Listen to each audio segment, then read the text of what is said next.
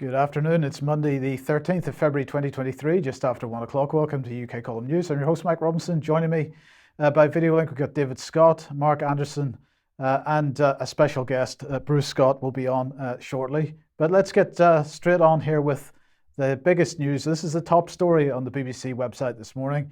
Mystery surrounds objects shot down by US military. And this seems to be a theme right across the mainstream press. Nobody really knows what kind of objects are being shot down by the US military at the moment. We'll come on to the details of it in a second. But this is really, although the BBC didn't mention UFOs specifically, the Daily Mail certainly did. And here's their headline for today. So it's been happening for years. Mark Rubio says UFOs have routinely operated over restricted US airspace, but America has no idea what they are or where they come from, as Pentagon refuses to rule out 3 objects shot down over the weekend are aliens. David, I want to get your thoughts on this first of all. Are we really in the world where the mainstream press is running this type of conspiracy theory? And it's not even August. I thought this was reserved for August, but no, apparently not. Apparently we're running these at all 12 months of the year. What they're trying to suggest is somewhere on Earth there's a little alien sitting looking very unhappy, and he's writing to himself, he's writing, "Dear Diary, came to Earth for a short mini break. It didn't go well. The Americans mistook me for a Chinese weather balloon and shot me down." That seems to be the BBC's take on things, and well, words fail me, Mike. Well, words fail me as well. So let's just look at what's actually been going on. If we bring this one on screen, if we could, Stephanie, please.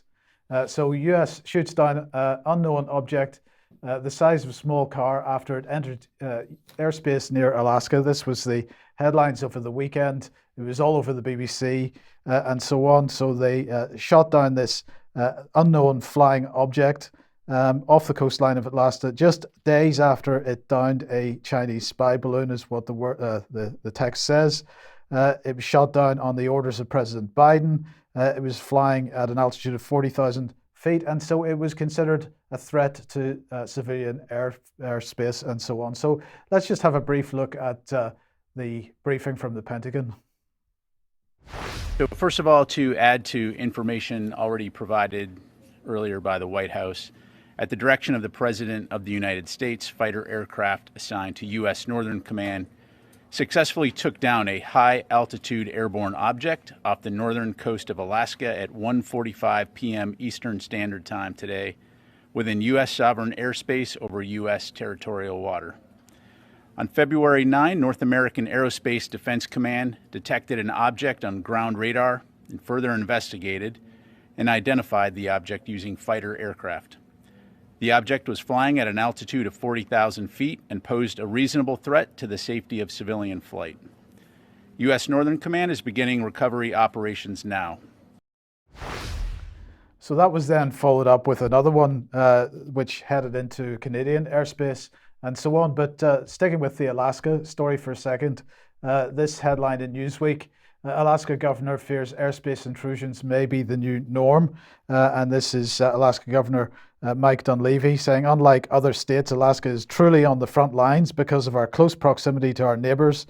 There's very little margin for error. Russian territory is only a few miles away. We are the one state closest to the Korean Peninsula and China. Alaska is truly on the front lines, and not to be outdone. Then Lisa Murkowski pushes zero tolerance for threats for Alaskan space. So she's Alaska's senator. And she's saying basically, you know, this is sovereign airspace. We can't have our sovereign integrity. Very much similar language to sort of Ukrainian situation and so on. This was the Chinese response, just for the record. The China side has repeatedly shared information and stated its position on the unintended entry of the unmanned Chinese civilian airship into US airspace due to force majeure. The US Congress's resolution is purely about scoring political points and dramatizing the whole thing. China deplores it and firmly opposes it. And this was because the US Congress had passed a resolution criticizing China for their surveillance tactics in the United States. But look, this statement also came out from the Pentagon over the weekend, at least from North American Aerospace Defense Command. Let's just zoom in on that a little bit. It says, with the cooperation of Federal Aviation Administration, North American Aerospace Defense Command, NORAD, implemented a temporary flight restriction airspace in central Montana on the 11th of February 2023 to ensure the safety of air traffic in the area during NORAD operations. The restriction has been lifted. NORAD detected a radar anomaly and sent fighter aircraft to investigate. Those aircraft did not identify any object to correlate to the radar hits. NORAD will continue to monitor the situation. So now not only do we have the mainstream press seriously talking about space aliens, but we have NORAD having some kind of anomaly on the radar, scrambling jets on a regular basis. And of course, that will generate headlines as well. David, I just want to get your thoughts on this situation. Then I've got to ask Mark for comment as well. Well, firstly, right, Alaska's on the front lines. So this is a drumbeat. It's all urgent. It's all stressed. It's all we're on the front lines. The front line of what? Occasional weather balloons blowing over. Right? I mean, it's very, very strange to be hiking up this level of fear and anxiety over, it would appear, something that's utterly trivial. Now, the second thing is, for those of us who have looked into the events surrounding 9/11, the prompt response of fighter jets to radar anomalies is very encouraging, because it didn't happen then. And the whole unknown nature of what they shot down also is a bit puzzling, because surely fighter pilots have eyeballs and have some idea before they shoot something down what it is. I mean, that would be normal procedure, wouldn't it? You would fly alongside and have a little look to make sure it wasn't, something you don't want to be shooting down. So this all seems to be extremely strange. Yes, Mark, have you got any thoughts? Not a whole lot. This one's not my bailiwick lately, but David stole my thunder just a tad there. I was going to say essentially the same thing, that you would identify something before you would shoot it down. I don't know if he'll eventually try and blame some of this on Russia coming across the Bering Straits there. Maybe they're setting us up for that. In conspiracy lore, there's been people predicting for years that some agency of the government will act like there's going to be an alien invasion to galvanize the populace, to unify people behind a common threat. I'm sure that that's not what this is, but it bears at least a mention.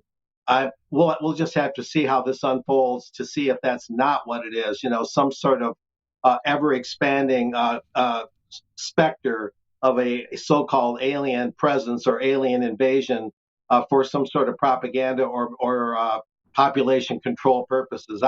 That's a far out assumption right now, but it bears mention because that's been floating around the internet for years. Well, indeed. Okay, let's come back to the UK then. And David, who are the terrorists? Well, this is the question. It seems to be an ever-expanding group of people. So here we have the Morning Star reporting, Home Office challenged to crack down on far-right extremism following a fascist protest, and never short at calling people fascist, Morning Star, outside an asylum seeker hotel. They report a fascist protest outside an asylum seeker hotel in Scotland to spark calls for the Home Secretary to crack down on far-right extremism. Scottish Green MSP Maggie Chapman has written a letter, to Suella Braverman to express her concern at the demo organised by white nationalist group Patriotic Alternative in the Renfrewshire town of Erskine. So here we have Maggie Chapman, MSP's tweet. She said, I've written to the Home Secretary regarding the threat posed by domestic extremism. The racist and fascist rally, so we're using the normal buzzwords, slurs, in Erskine on Sunday was disgusting. Disgusting's also an interesting word. They always feel disgust. That's what Hitler felt about the Jews. I just point that out in the passing. But I was heartened by those who stood up in solidarity with asylum seekers and against racism. This is the Scotland we want. So we're doing manipulation of the politics surrounding the huge influx of people into the country under the cover of asylum seeking. Now, here we have the actual letter she sent to Cilla Braverman. It starts, "I am writing to you." Right? You'd always tell someone who's not very clever because they start letters by saying, "I am writing," the one thing that's obvious. She said, "I'm writing to you regarding the current assessment of domestic terror threats in Scotland and across the UK." And she goes on to talk about far-right activists linked to banned neo-Nazi groups attended a rally organised by Patriotic Alternative in Erskine. The rally took place next to a hotel accommodation that's been provided for asylum seekers, and attendees claiming, despite substantial opposition, that the asylum seekers were not welcome in the local community. So it's all about this protest, and as you're aware, there was a protest which turned violent in Liverpool surrounding asylum seekers being housed in the local community, and there's been several protests in the Republic of Ireland. So this is something that's generally getting pushback from local communities. It gets wider, however. So we have another MSP. So this is the Herald reporting. SNP MP urges Home Office to widen the focus of the terror strategy. So this is Kirsten Oswald. She said the PREVENT programme was too preoccupied with the possible Islamist threat and risk stigmatising and marginalising Muslim communities. She wants the programme to take in anti-vaxxers, incels and followers of Trump supporting QAnon's conspiracy theory. So we're talking about defining people who are opposed, because anti-vaxxer means someone who's opposed to compulsory vaccine mandates. So someone who's taking an entirely peaceful, entirely rational response, standing against government policy, this MP wants to be designated a terrorist and wants the PREVENT strategy to come and start to impact upon them. So I thought, wait a minute, I recognise that face. Kirsten Oswald, where have I seen her recently? Oh, well, actually, she was at a protest in Glasgow, a protest in favour of trans rights. And here she's pictured standing in front of a sign that says, "Decapitate TERFs." TERFs being people like Posey Parker, stands for Trans Exclusionary Radical Feminists. And just in case anyone thinks that this is some sort of metaphor, there's a little drawing of a guillotine there next to it, just to be clear. Now,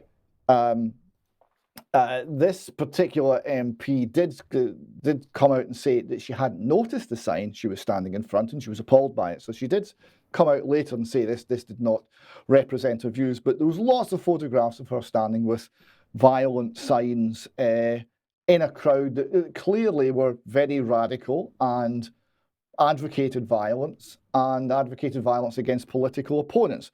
I would have thought that would be closer to terrorism, but there we go. Going back to Maggie Chapman, here we see Maggie Chapman here standing up with, speaking with, and standing next to and getting photographs taken with trans activist, a fine young man called Beth Douglas. Now, Beth Douglas then had to be suspended from the Scottish Green Party, of which she was a member, because of the violent, the information he was putting out, tweets he was putting out with advocating violence.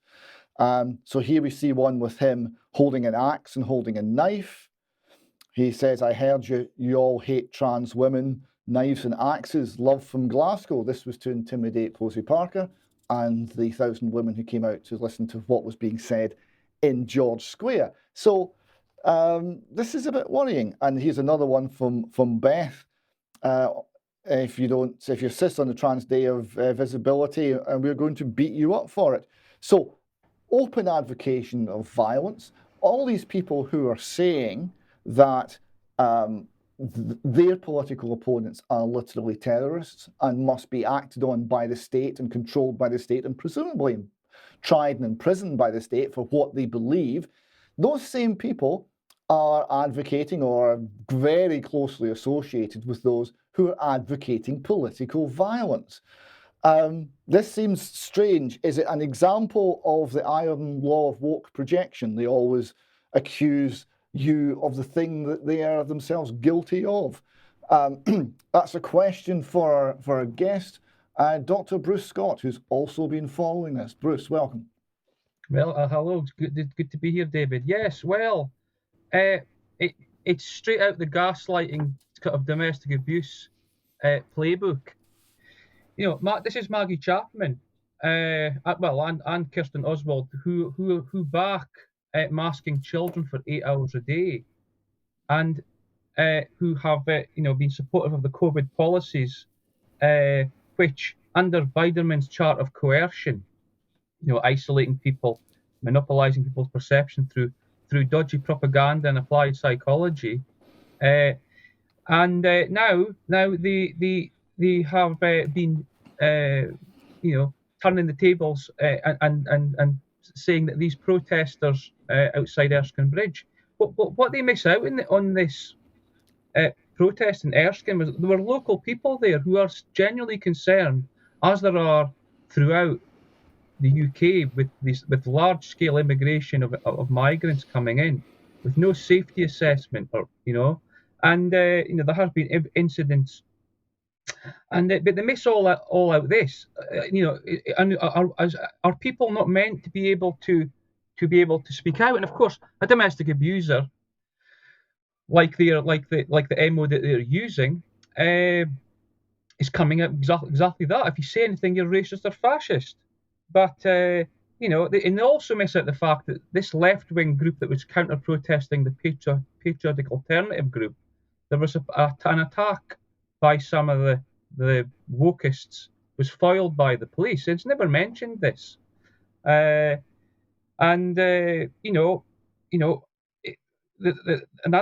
strand to this. There is a strand of anti-white racism going on in Scotland. I think, for example, both Maggie Chapman and Kirsten Oswald are pushing this critical race theory, anti-racist education in schools, but it's on the basis of targeting little white boys and girls and saying that inside them, in their brains, based on a kind of very pseudoscientific and debunked model, saying that they have some racist psychopathology in them.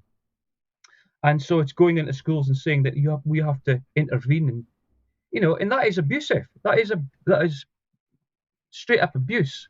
So it's extremely worrying. Yeah, one of the things that I find deeply concerning about this is where you've got a party in power using or attempting to expand the reach of the state to close down people that they don't agree with. There was no suggestion that the people in Patriotic Alternative actually were breaking any laws. If we believe in free speech, we should believe in speech with which we disagree.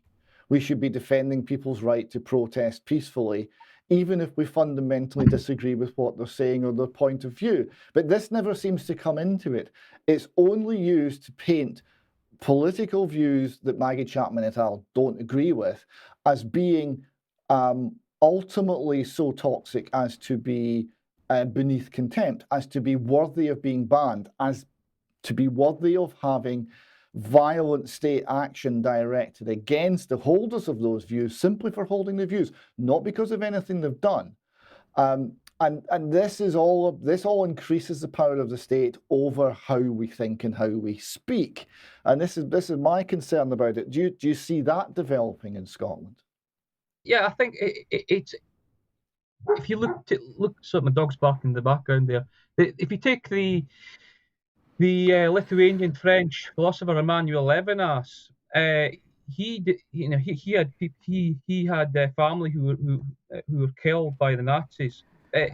He talked about this in terms of the othering of the other, demonizing the other like this on the basis of very little.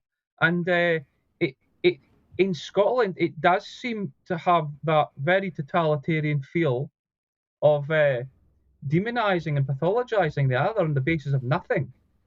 And Levinas goes into this and says this is highly, highly unethical. It happened in the Nazis. It happened in other totalitarian regimes. And so this Kirsten Oswald thing about putting anti-vaxxers onto the extremist list is straight out of the Soviet playbook of pathologizing dissidents which they did in the Soviet Union. A guy called Vladimir Bukovsky wrote a book about it. We spent 12 years in the psychiatric prisons in the USSR. The direction of travel of this, it seems to be that they're going to paint anti-vaxxers as a public health threat, and therefore as an extremist and or mentally ill. And indeed, you look at Dr. Thomas Binder in Switzerland, who was arrested and put in a psychiatric hospital for spouting supposedly anti-vax views. This is very worrying, I think, if it's happening in Scotland. Bruce, thank you very much for that. We'll ask you to come back in extra time and we'll explore these things in more detail. Till then, thank you very much. Okay, thanks, David. And we'll move on to the online safety bill here. Sajid Javid sent this out on Twitter on Saturday. The devastating scale children are accessing pornography online has been shown time and time again. It's causing incredible damage to their development and lives. These amendments will help protect more children and honour our 2015 manifesto promise. So what's he talking about? Well, he and I believe 40 or more than 40 other Tory MPs have written to the government to demand amendments to the online safety bill as it's going through Parliament in order to force pornography suppliers, companies to require digital ID or digital age verification before they access this content. Now, this is, again, a pretty cynical effort to really bring in digital ID as far as I can see, because, of course, there are other ways to deal with this problem. But I just wanted to make the point that this is being pushed forward to go into the legislation in the UK, but France is already implementing it. And it's interesting, they're calling it a pornography pass, a bit like a vaccine pass, pornography passport or pornography pass. So they have launched a new initiative to allegedly block access to pornography for minors. And David, this is part of a larger agenda that we've seen this across very many aspects of our lives at the moment to bring digital ID in. There's very little public support for it, and these types of emotive headlines and emotive topics are being used to try to generate that support. Yes, this is the case. It's an example of problem reaction solution, perhaps. It's trying to justify ever more stringent government intervention in our lives, in our families, and how we think and what we say and what we do on a more and more minute level. And there has to be something that's pointed to something that will gather public support. Protecting children being the most obvious one. Now, I would point out at the same time, this same government is introducing drag queen story time. It's introducing harmful sex ed that is sexualizing children. It's introducing them to every sort of sexual perversity imaginable in schools under the state curriculum for educating our young. So I'm not buying any of this motivation to protect the children, but of course the public, the mums and dads out there who do wish to protect the children will react to it. That's why it's being done. If it was genuine, the first thing they would do is put their own house in order, and that they are manifestly failing to do. Indeed. Okay, let's move on. If you like what the UK Column does, you'd like to support us, please head over to community.ukcolumn.org. There are options to help us out there, or you pick something up at the UK Column shop. But please do share any material you find on the various platforms. Now, David, we're going to move on to tax. Well, I seem to remember several months ago you discussing the issue of tax and particularly increasing the tax burden at the upper levels of the tax spectrum, and suggesting that if the Scottish government or any other government increased taxes too high, that would encourage people to leave. Well, it looks like others agree, because this is the IFS, the Institute for Fiscal Studies, They've published an analysis of Scottish tax and benefit reforms. Well, here is a little bit from the press release. Tom Wernham, a research economist at IFS and an author of the report, said, the Scottish Government have used devolved income tax and benefit policy to make the system more progressive, as well as raise more revenue and fund public services. But it goes on to say, talking about high rate earners, with this group in particular, there's a risk that higher taxes will incentivize tax avoidance efforts or even incentivize migrating across the border. And well, I just thought that seemed to echo the concerns that you'd been expressing several months ago quite nicely.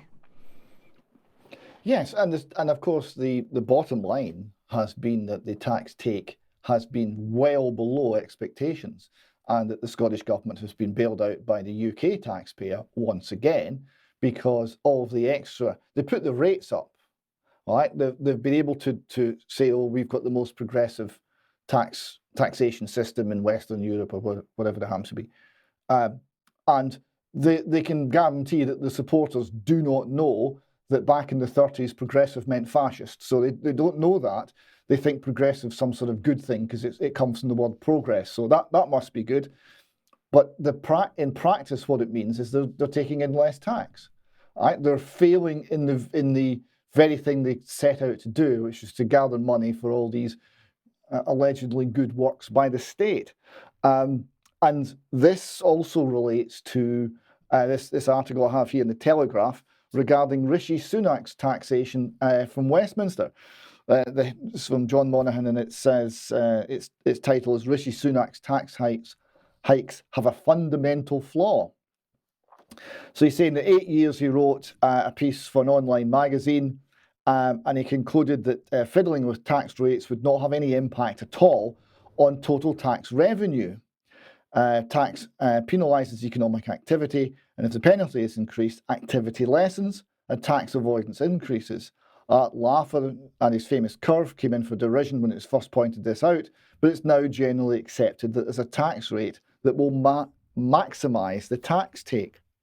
They continued, I said 8 years later, I had a look at the results to see if it still held up. The UK's tax take is rock steady, just lower than Norway's he was talking about earlier, at around 34% of GDP. So whatever the individual tax rates have been set at in the interim, and it's a definition of madness to keep trying something that hasn't worked. So he's pointing out that basically we get 34% of GDP. The government can collect a maximum of 34% of GDP out of the UK society. That's all it's going to get. Right? They're kidding themselves if they think it's going to be more. And he finishes off, he said, the dynamic of why raising taxes lowers economic growth bears repeating. Take national insurance contributions and corporation tax. Increasing NIC places an extra cost on labour. When the NIC tax was imposed, one owner-manager of a 50-person business, and this is the sort of business that generates real job growth, observed to me, quote, well, that puts paid to 2 extra people I was going to hire next month. The extra national insurance contributions on the 50 employees he already had simply soaked up the money. Increasing corporation tax to 25% means companies will again have less money to grow their businesses and may relocate both new and existing investments out of the UK. And we have here just a quick reminder of what the Laffer curve is. If you have 0% tax, you have zero tax revenue. If you have 100% tax, you have 0% tax revenue, because who would pay that? Who would work to pay all the revenue to the state? Somewhere in between, there's a tax revenue maximizing point. You go beyond that, then as the tax rate goes up, the actual tax total value brought in declines. And that's the lesson that it seems that neither the Holyrood nor the Westminster governments are really learning very quickly. A couple of other things on tax. BBC reports here, net zero targets may mean higher taxes. So here we've got an alleged economist who doesn't understand the Laffer curve, Lord Nicholas Stern, who was an advisor to Tony Blair and to Boris Johnson. That was a clue. And he said that, quote, we must have growth, we must and we must drive down emissions, and it's investment in the new technologies that is going to get us there. I'm not arguing for delaying investment in health and education. We have to pursue those at the same time. If we have to tax a little bit more, so be it. If we have to borrow a little bit more for the really tremendous investments, then we should do that. So tax, borrowing, it's all good. This is a sort of idiocy, economic illiteracy that is advising top politicians.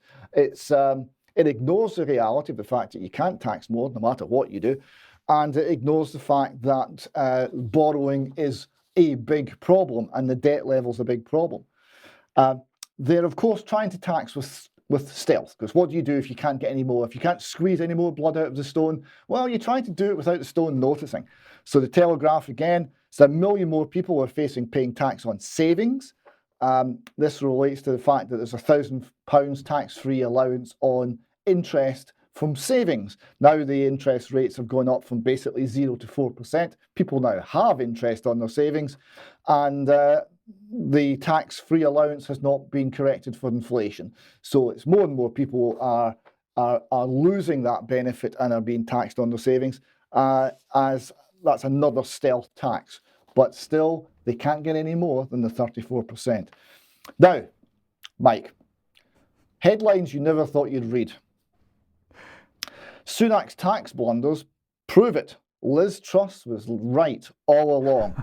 It is said that if whatever politician leaves office, and no matter how you celebrate, you'll eventually miss them, because you'll be faced with the next one, which will be even worse. And I didn't know if that was going to be true of Liz Truss. I mean, how could it? But she's getting there.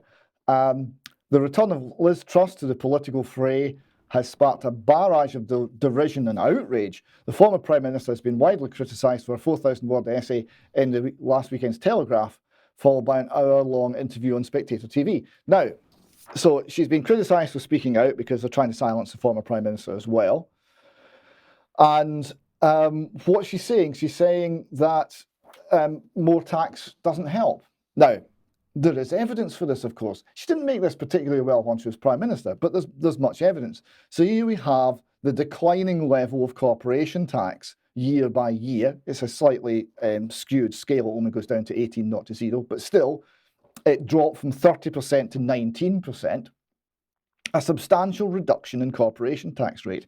In the same period, the actual tax take went up from 31 to 62 billion, so it doubled, and it went up from 2.4% of GDP to 2.9% of GDP. So actually, we got more tax take with a lower rate, and this was a point that should have been made more clearly at the time, but this was the point underpinning Liz Truss's approach to taxation. Unfortunately, she didn't have an approach to cutting the size of the state, but, you know, she was half right. In the Telegraph, she was writing a 4,000-word essay. I was brought down by the left-wing economic establishment. There's a certain amount of sympathy you have to have, because she's saying, I assumed upon entering Downing Street my mandate would be respected. How wrong I was. This is quite an important point, because increasingly, as our politicians and as democracy loses authority, as it's shown to be weak and fraudulent and corrupt, mandates mean less and less. Liz Truss didn't get a mandate from the mass electorate. She got it through a leadership election only within the Tory party, and then the Tory party themselves didn't even respect that. So we're seeing the mandates don't mean as much as they used to, and her comments also, she was talking about the instinctive view of the Treasury regarding the economic orthodoxy, and they have essentially a pessimistic view of Britain.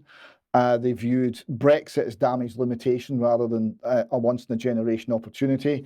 And essentially, negative, small-minded, pessimistic views within the Treasury means that very little could be done. The Treasury was part of the problem, was the point she was making. And I think that particular narrative may have legs. Okay, well, we'll watch and see what happens. But are you really supporting Liz Truss here, David? Well, as I say, she was half right. We should be lowering taxes. We should also be cutting the size of the state.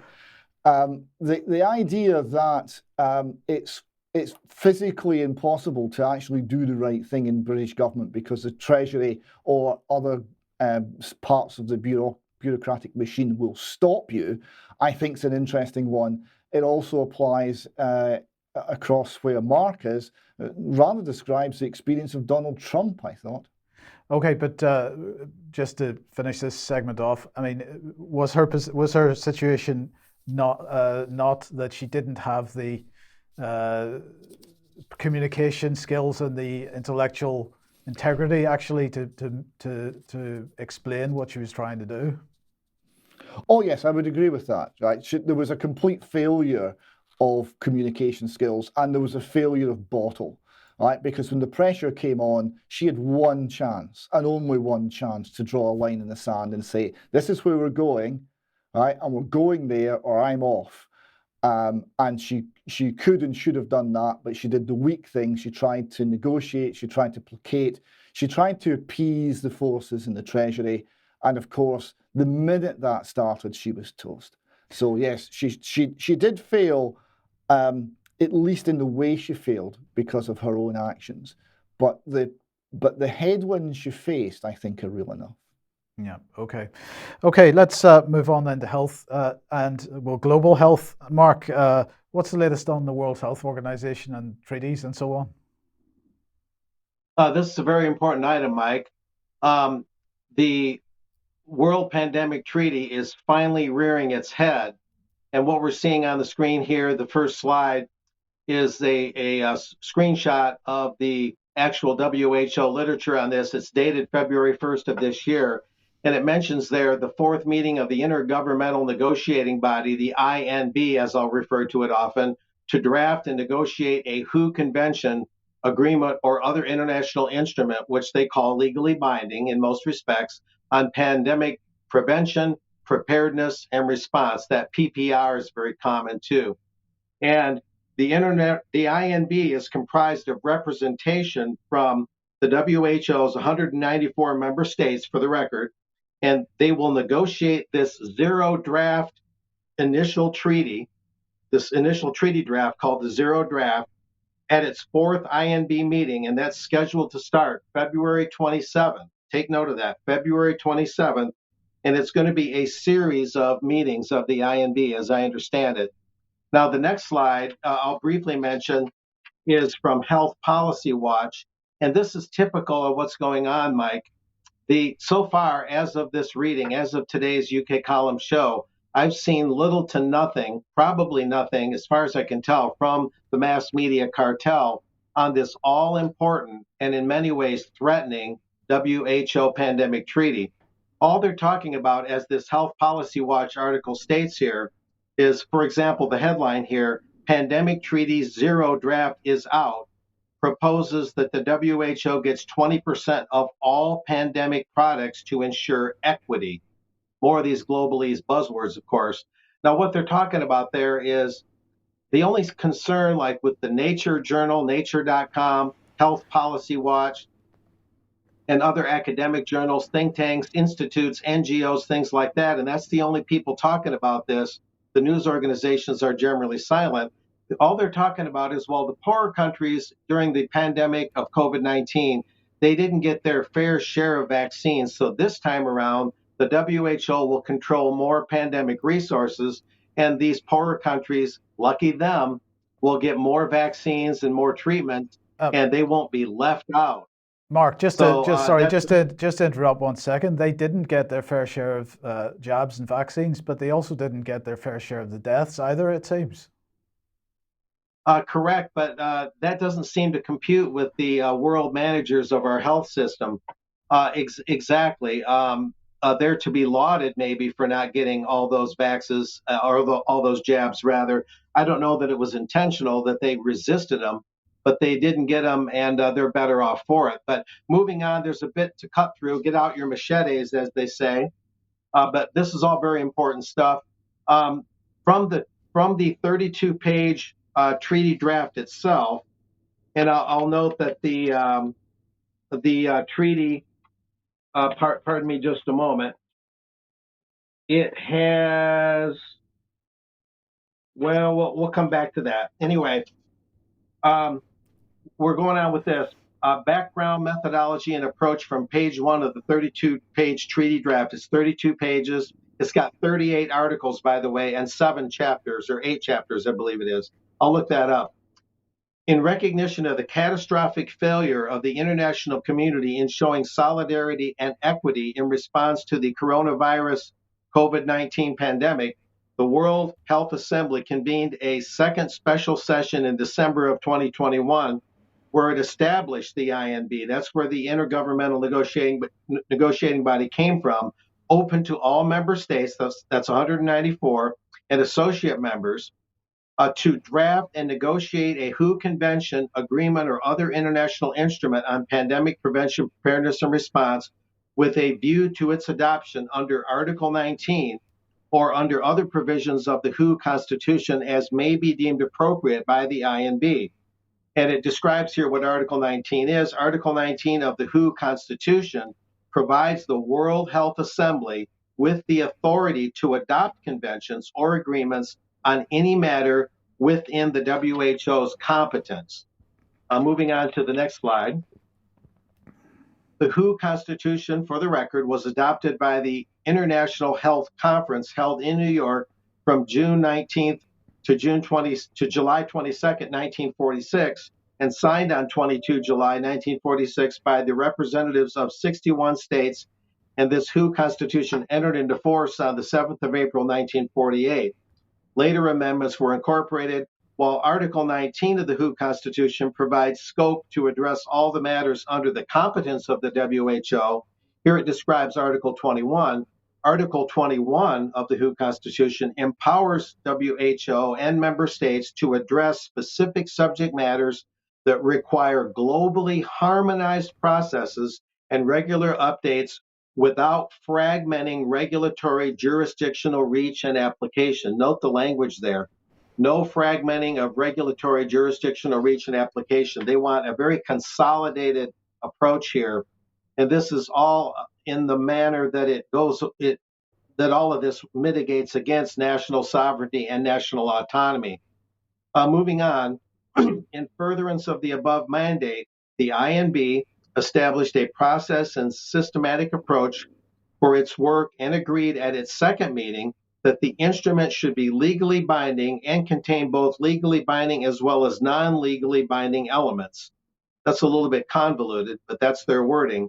In that regard, the INB identified Article 19 of the WHO Constitution as the comprehensive provision under which the instrument should be adopted without prejudice to also considering, as work progressed, the suitability of Article 21, and requested the Bureau to develop and present to the INB a conceptual zero draft of the instrument, referred to herein as WHO CA Plus, for discussion.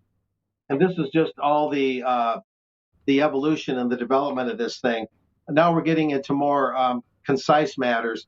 These are key points from the 49-point preamble. The zero draft, the initial draft of the treaty, has 49 points in its preamble.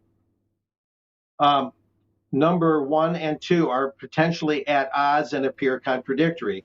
Notice number 1, reaffirming the principle of sovereignty of states parties in addressing public health matters, notably public prevention, preparedness, response, and health systems recovery. But then listen to number 2, recognizing the critical role of international cooperation and obligations for states to act in accordance with international law, including to respect, protect, and promote human rights.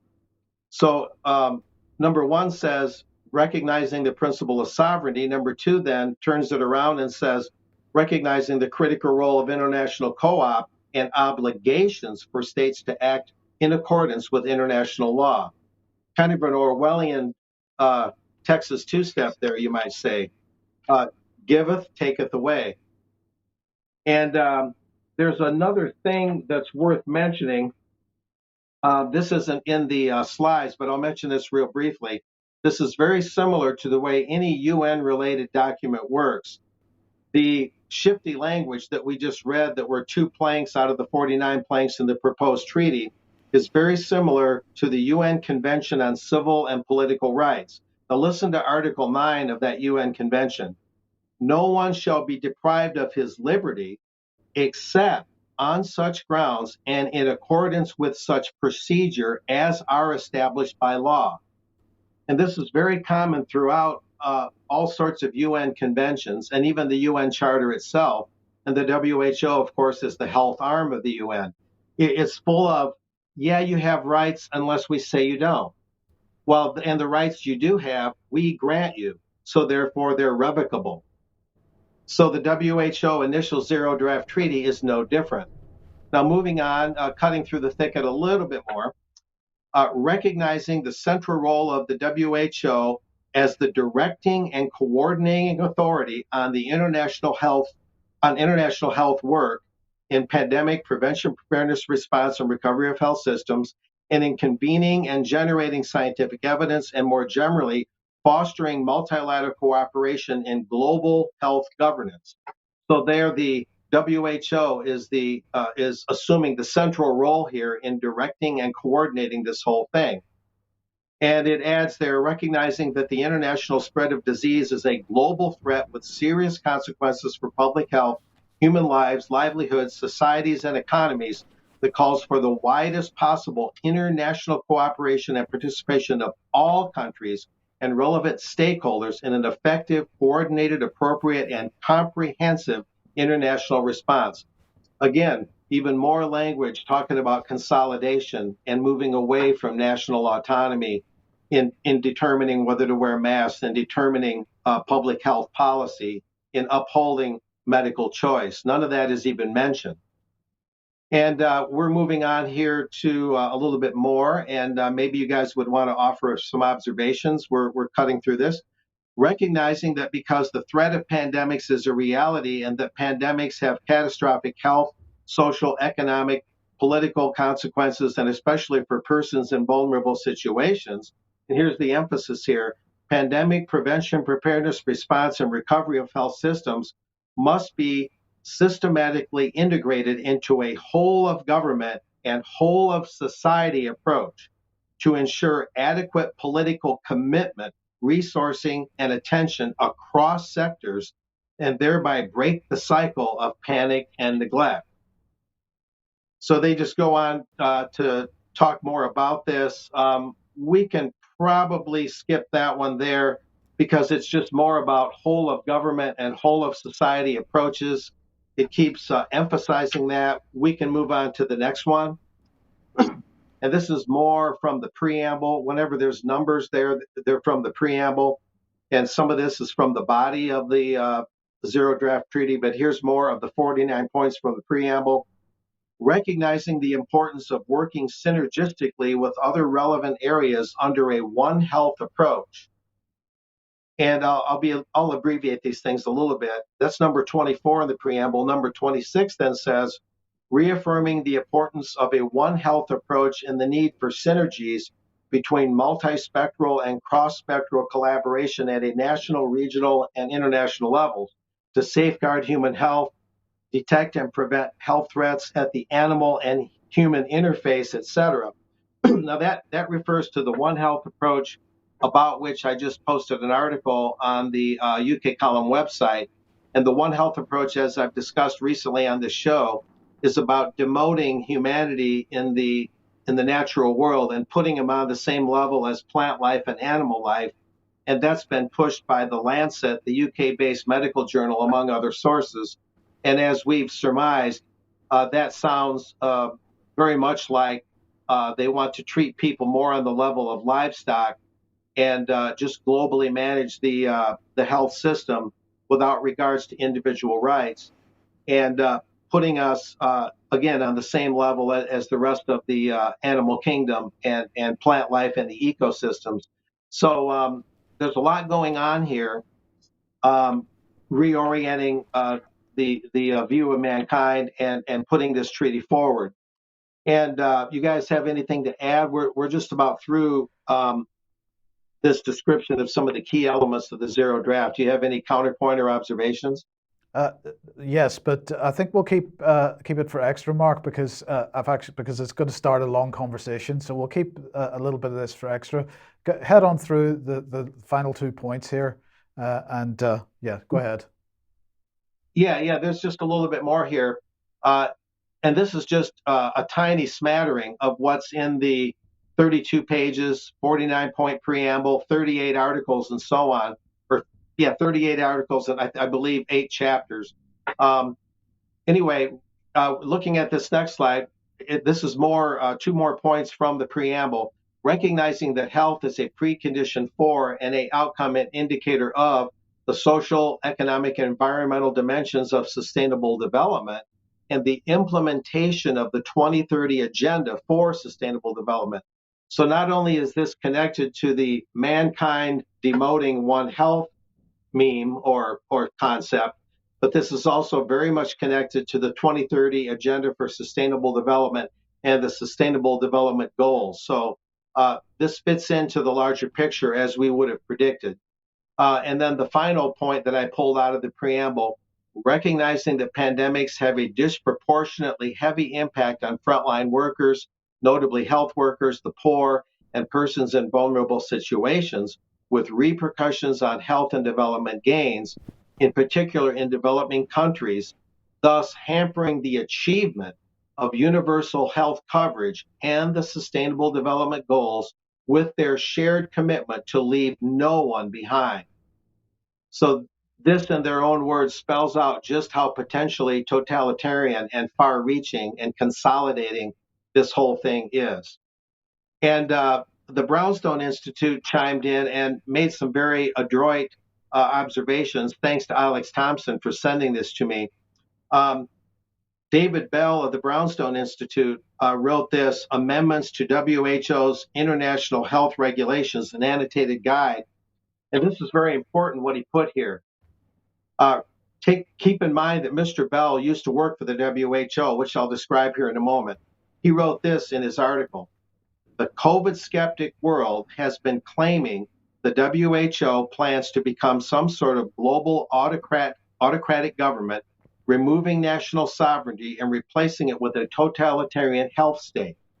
The near complete absence of interest by mainstream media would suggest to the rational observer that this is yet another conspiracy theory from the disaffected fringe. But, and here's my writing, Mr. Bell added, however, and he's a former medical representative with the WHO himself.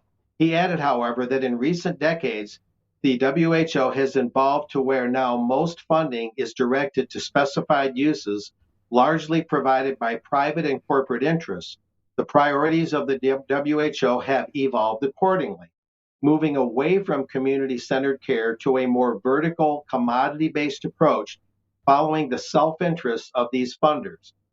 Those private interests include the World Economic Forum and the Bill and Melinda Gates Foundation, as well as the Gavi Vaccine Alliance and the Wellcome Trust, even while the World Bank and the G20 have elbowed their way in.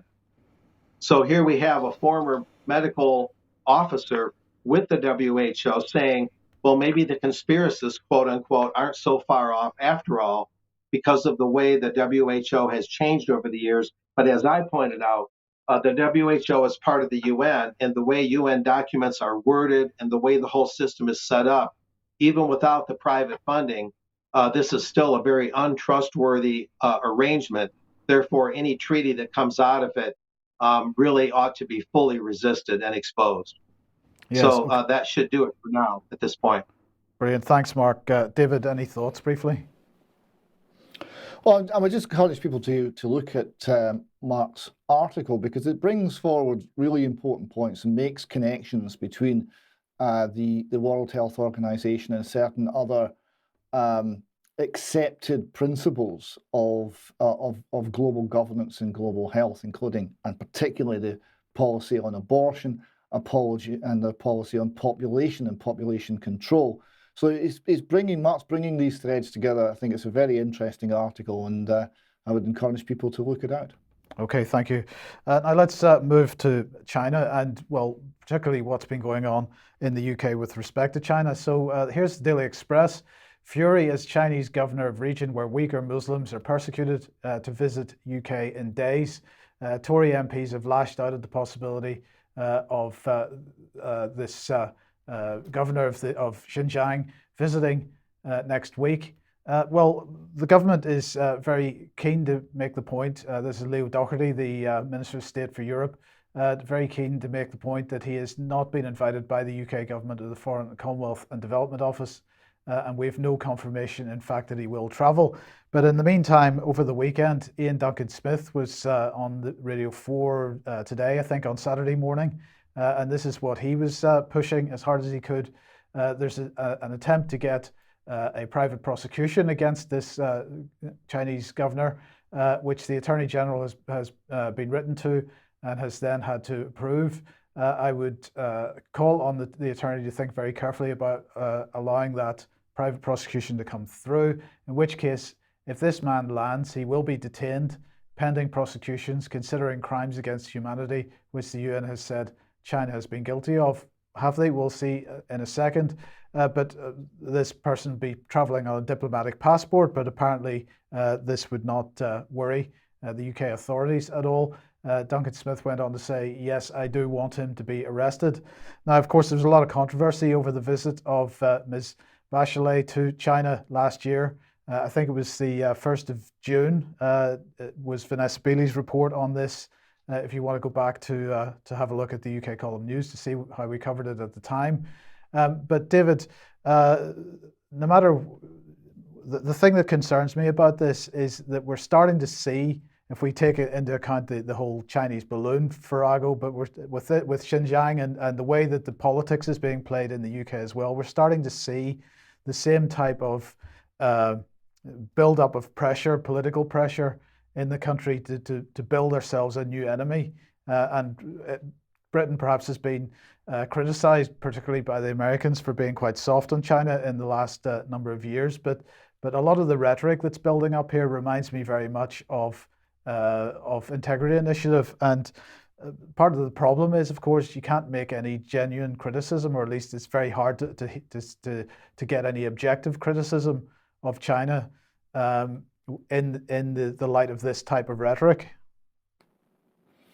Yes, getting some clarity on this is very difficult. I mean, we know what China was, we know what the Chinese Communist Party were, because we've seen the accounts, of people who went in for reframing, reprogramming, and had their means of seeing the world very brutally changed via a consistent psychological attack as well as physical torture and deprivation. It was the psychological torture that stood out. Now, against that, what are they now? We know our own government's using psychological methods against us. So the clear blue water between us and Red China that might have been visible in, say, in the 1950s is not so clear now. They've become freer, we've become less free. So we've still got a very authoritarian regime, but we've ourselves become governed by an almost equally authoritarian regime. So as we look at this, we're trying to decide what China actually is. It's very difficult because it's moving, and it's quite opaque, and getting shall we say genuinely independent voices is very difficult. Meanwhile, in Britain, it's becoming also difficult to be a genuinely independent voice. Yes, indeed. Just quickly mention, Patrick covered extensively on Friday's program Seymour Hersh's report on the blowing up of the Nord Stream pipeline. If anybody hasn't read this article yet, I strongly recommend you do. I'll be interested to see if you've got any thoughts on this in a second, but I just wanted to mention China's response to it, because this is Mao Ning, the Chinese Foreign Ministry spokeswoman, saying, if Hersh is telling the truth, what he revealed is clearly unacceptable and must be answered for. The US owes the world a responsible explanation. Well, so far, the only responsible explanation we're getting from the United States, David, is, well, Hirsch is talking nonsense, and well, we're talking about a very significant journalistic voice. We are, and I mean, it's not impossible that Hirsch is talking nonsense, but it's from the outset, from the time when it happened, and a senior, well-connected Polish MEP tweeted "Thank you, USA." It did look like it was a Western operation. Certainly couldn't be a Russian operation. That would make no sense whatsoever. So somebody blew it up. It wasn't accidental because it was multiple pipelines at the same time. So who was it? Well, you've not got many candidates. United States, or perhaps Britain, or perhaps another NATO country, Germany, probably unlikely. They were getting the gas. Poland, unlikely, I think. There are simply not many candidates. So because of the situation, the view that it's just nonsensical, I don't think that's enough. I think there's too much, at least circumstantial evidence suggesting that this article may be correct, to simply have it dismissed in this way with any sense of confidence that the dismissal's correct. I think there needs to be some form of more open inquiry into exactly what the United States' involvement was. Yeah, and indeed whether Britain had any involvement in it as well. Yesterday on the BBC, on Laura Kuenssberg's programme, she was speaking to the Polish president, and they were discussing the issue of fighter jets, because of course, as we know, Zelensky was in the UK last week to beg for fighter jets for Ukraine. And the question is, would Poland be supplying fighter jets unilaterally? Let's have a quick listen to what he said. We think that this requires a decision by the Allies anyway, which means that we have to make a joint decision. Also, due to the fact that there is a very serious need for maintenance of F-16s if they were to be deployed somewhere, it is not only about the jets. You also need maintenance and technical background, technical servicing, and so on and so forth. So it is not enough just to send a few planes, a few jets. And a problem that we're facing, at least in Poland, is as follows. We have such jets, but they are fewer than 50. So, as a matter of fact, this is our only stock of jets that we have. This poses a serious problem if we donate even a small part of them anywhere, because I don't hesitate to say we have not enough of these jets. We would need many more of them. A decision today to donate any kind of jets, any F-16s, to donate them outside Poland, is a very serious decision, and it's not an easy one for us to take. So a couple of things that I thought were interesting there. First of all, that's the first time I've heard any kind of political acknowledgement or recognition of the support, engineering and backroom support that any giving of jets or even tanks to Ukraine would actually require, and therefore would need Western boots on the ground, which is a potential escalation. So that's one point.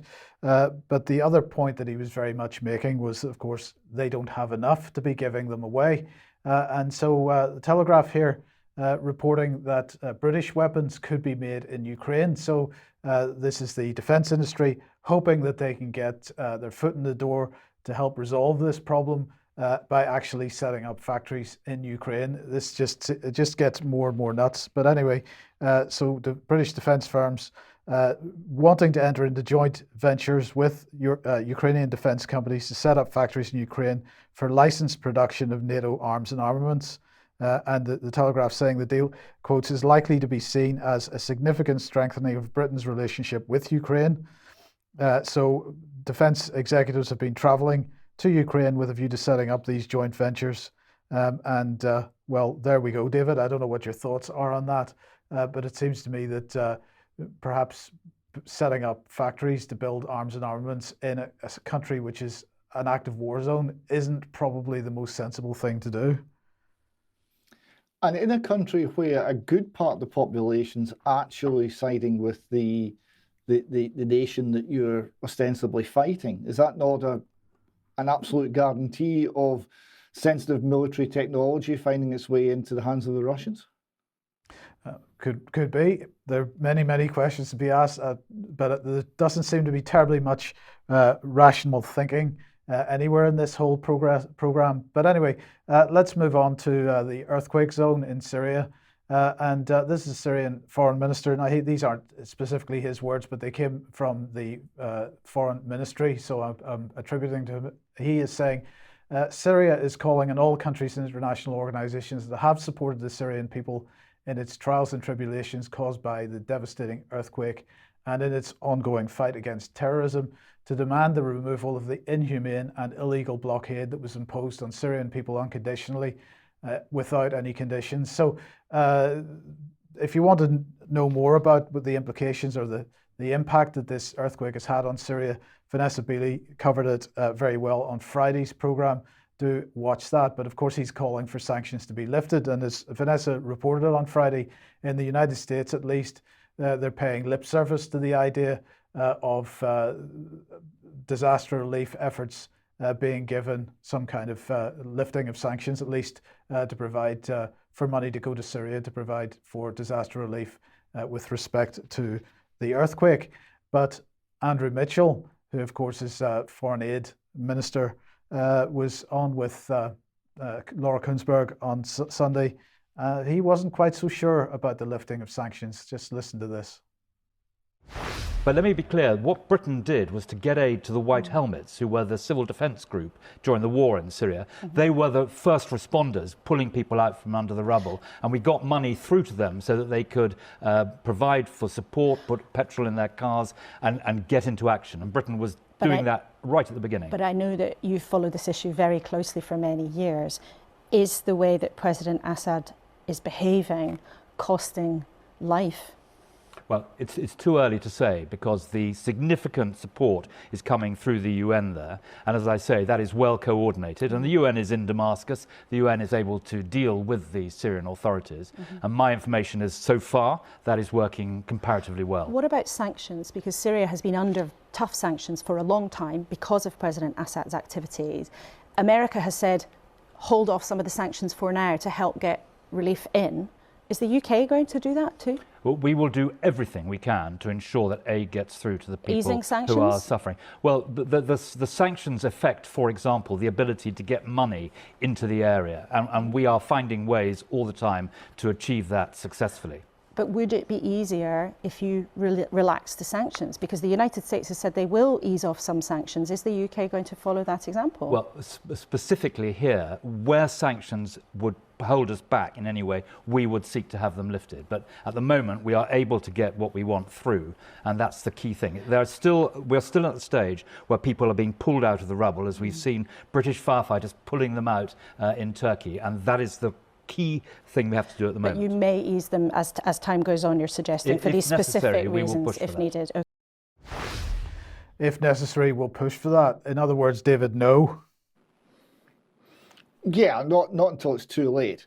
And this reference to the way Assad is behaving is always without specifics. I find this very puzzling. You know, we're told constantly by the BBC how bad a man Assad is and how horrible he is to his people. But there's never really anything specifically held. Apart from saying there was a war going on and there's, people were getting hurt in the war, yes. But apart from that, it seems to be very information light. If he's as bad as all that, where are the details? They're not to be found from any British commentator or British government representative. Right, okay, let's come back to health then. And Mark, what is going on with respect to denialism and its impact on public health? Well, one of the things, Mike, is the terminology. Now we have denialism. It's become an ism. Election denier, you deny that COVID-19 is a threatening disease. You deny the efficacy of the Savior vaccines, our salvation from Pfizer. Now The Hill, this Capitol Hill newspaper in D.C., has this headline: denialism is seeping into legislation. and undermining public health. And I don't have all the details of the article right in front of me. There was enough to deal with the initial treaty draft for the pandemic treaty. But what this article was essentially about is that it's not just fringe members of society and alternative media people, you might say, that are doubting this whole juggernaut of COVID-19. Oh no, now it's state representatives, it's politicians at the state levels, and their denialism, not just assorted fringe individuals, but actually people elected to office, their denialism is seeping into legislation and undermining public health. And what the article seems to be getting at is that this will encourage more local and state autonomy on public health policy and medical choice within the U.S. And that tends to mitigate against the idea of creating a one-size-fits-all pandemic treaty. You know, like I described earlier, the development of the pandemic treaty points from the 49-point preamble that I read. It all points toward a consolidated one health, one world point of view, all allopathic medicine, nothing naturopathic, no alternative modalities. And so if denialism is seeping into legislation, therefore public policy, this is a threat to the whole regime for that treaty. So that's why that headline from the Hill was important. There's some others that I picked up. I don't need to go into a lot of detail. This one is from CNN, everybody's favorite news agency in the U.S. Could you still have COVID-19 if you have symptoms but test negative? A medical analyst weighs in. Well, this is more of this other propaganda that's going on besides what I just read, where COVID is now insinuated in everything. If you test positive and have no symptoms, you have COVID. If you test negative, but you have some sort of symptoms, sniffles, whatever, maybe a bit of a cough, well, you have COVID. And I've read a lot of articles lately where if you have heart issues, it could very well be COVID. And all sorts of other bodily problems, illnesses, infirmities, everything is somehow, some way, directly and indirectly being connected with COVID. So that would tend to feed the treaty regime. You know, the idea that COVID could be anywhere or could somehow be connected to a massive variety of health problems. And yet at the same time, moving on, we're seeing some other headlines, and I'd like to get you guys' take on this. This next slide, the U.S. House passes a bill to end COVID vaccine requirement for foreign air travelers. And then let's move on to the next one after that. President Biden to end COVID-19 emergencies, but not until May 11th of this year, they're saying. And then the last slide, get this one. The state of Georgia moves to permanently ban COVID vaccine mandates. Get that, permanently ban COVID vaccine mandates for students and public sector workers as U.S. cases continue to fall. So it seems like as they're building putting together the building blocks for a world pandemic treaty, even President Biden, for some reason, which to me seems a little bit inexplicable right now, he wants to end the COVID-19 emergencies. The House U.S. House wants to pass the bill to end the vaccine requirement for foreign air travelers. And what I just read about the state of Georgia, it seems like as the treaty is being developed, the urgency of COVID is arguably less and less. I'm not sure where Biden is going with what he's saying. Many of us are surprised, of course, that Biden would even propose such a thing. But what's you guys' take on this? It seems like we're getting all these mixed signals, and it'd be nice to hear what you have to say about this. David, any thoughts? Well, it just seems a little bit like interest rate policy to me. You know, in order to have a response that has an impact, you have to turn off the previous response. You have to normalize interest rates in order to drop them to zero again at the next recession. So I just wonder if it's a little bit like that. In order to have the major impact of announcing new restrictions, you first have to remove the old ones. Yeah, that's quite That possible. very well could Am I being too cynical? No, I that crossed my mind. It could be a polarity thing.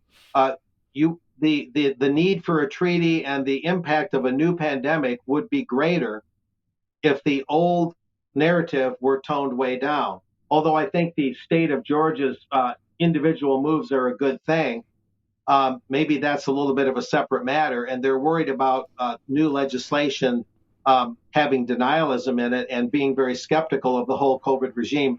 But nevertheless, I think that's a very valid consideration, and that bears a very close watch as we watch starting February 27th, as we watch the zero draft treaty begin to be debated and as they move forward on this. But I appreciate what you're saying. I don't think it's overly cynical. I think it's a logical thing to look out for.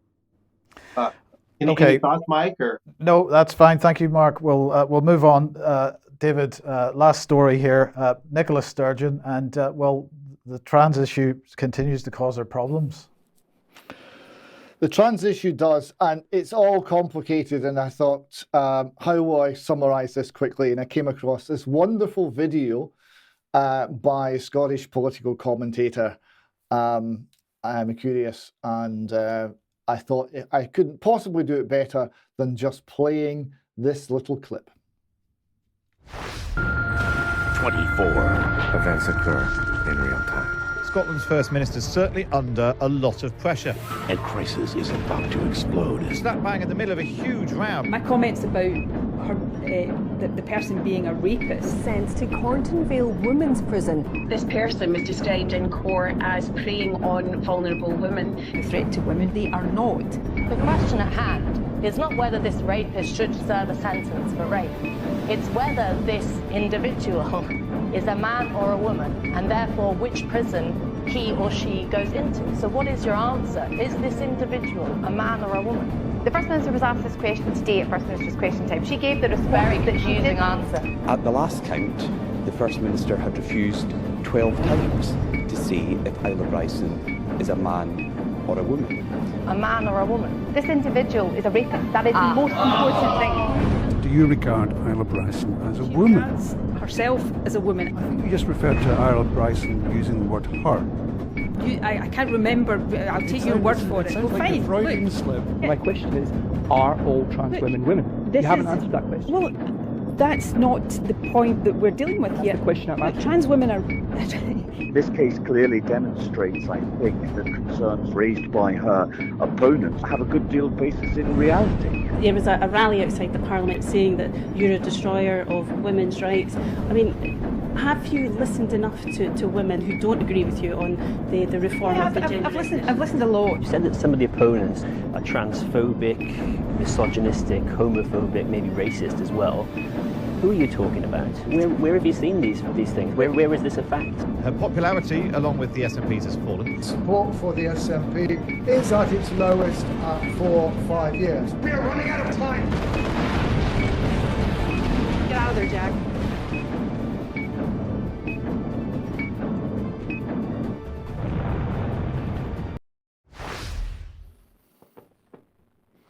And that's what it's been like in Scotland. We've been introduced to the fact that there are now 3 genders in Scotland: man, woman, and rapist. And that what we have is a thing called Schrodinger's rapist. It could be a man, it could be a woman, but until Nicola Sturgeon actually examines the situation closely, which she's far too busy to do, we can't possibly know. Okay, well, so Schrodinger's, yeah, okay, very good. What else has been going on with it, though, with respect to green policies? Well, I mean, we've had several things happening. We've had a disastrous plan to roll out a bottle return scheme that seems to be failing now as well. We've had announcements from the SNP that they're guaranteed to dual the A9, which is the main road to Inverness, with a very high death toll, because in part due to the nature of the road, it goes from dual carriageway to single carriageway, and you're never quite sure what you're on, and there's a lot of head-on collisions and fatalities on the road. That's now the promise to dual that by 2025 has now been confirmed as being missed. So there's a lot of things not going terribly well. but it's the women's rights and trans issue that's been playing particularly badly. We've seen 30,000 people leave the SNP in the last little while. And one of the areas to gain support from was the Muslim community, particularly in and around Glasgow. And here we see they've lost that as well. So we've got the Muslim Council withdraws support from Nicola Sturgeon's disastrous SNP and Green government. They say they're going down the wrong path. They joined the Indian Council for Scotland in abandoning the SNP Green government. This chair, Mr. Wasif Ahmad, said morale is an all-time low, claiming civil liberties have been taken away by social policies, with the latest gender reform bill seemingly being the final straw. We are at an all-time moral low with the SNP Green Coalition government. Since Nicola Sturgeon has become First Minister, the economy has been a disaster in Scotland. Business confidence is also at an all-time low. So you see that this is a community that it was one of the communities that the SNP captured. So the SNP managed to get on board hugely disproportionately, and it was part of the alliance that they built up within Scotland. So there was the traditional SNP vote, there was the left wing and woke vote. They captured a great deal of that. There was the second generation Irish Catholic immigrant vote. They captured that from the Labour Party, who had previously held it. And there was the Muslim vote within Glasgow in particular. They captured that. So these elements of the vote, which took them in a divided country with four major parties all taking substantial amounts of the vote, this took them over the top in terms of winning seats. This coalition is starting to fracture now, and we see that the Muslims are looking at this and say, well, it's just a disaster. We don't want any part of this. So I think it is going really quite badly for her. No movements yet to get rid of her, but it can only be a matter of time. Yes, okay, thank you. Well, look, we're absolutely out of time ourselves, so we're just going to end with this. This has been doing the rounds on Twitter, but also all the way through the mainstream press. Asteroid SAR 2667, about 1 meter in diameter, was expected to fall near the French city of Le Havre at 02:59 UTC. I drove to a photogenic spot close to home in the south of the Netherlands, captured just as the sky cleared. I'm going to say it's all over the mainstream press. Clearly fake news. This is obviously a Chinese balloon. It's been shot down by the Europeans in some way, and so it's obviously fake news. But we'll talk more about that in a couple of minutes, along with a number of other topics. I want to say thank you to David and to Mark and to Bruce for joining us today. Stick around if you're a UK Column member on the members live stream for extra. Otherwise, we'll see you 1 p.m. as usual on Wednesday. Bye-bye.